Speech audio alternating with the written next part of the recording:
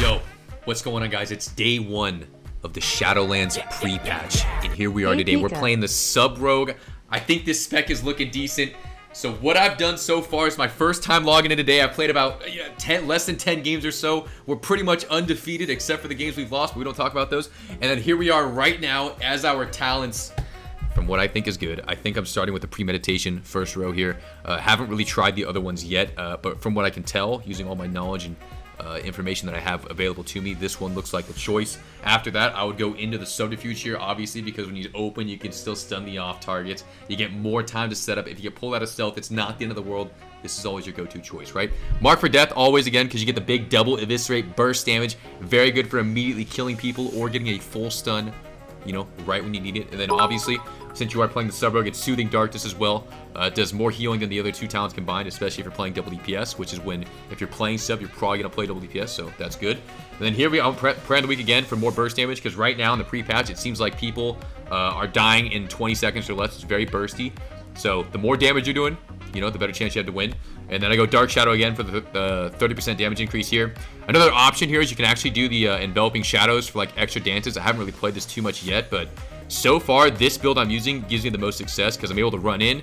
And most games I'm killing people in the first 3 cheap shots. So this is what I'd recommend so far. You know, as time goes on, I'll have, you know, hopefully more information. Now, I've given you the tools. I've given you the guide. I've shown you what you need. Now, we need to apply it. Action is what's next. That's exactly what I was moving into here. So generally in the open, what I'm looking for here, one of the major changes, what they actually just did, was Shadow Blades is now off the global cooldown, which means global cooldown is when you press a button like, say, Shuriken Storm, all your buttons go in a circle. That means you can only hit so many buttons at once. But now, Shadow Blades is off the global cooldown, which means you can open a bit faster. So it saves you about a second of time. So the ideal opener here is obviously you want to start in stealth.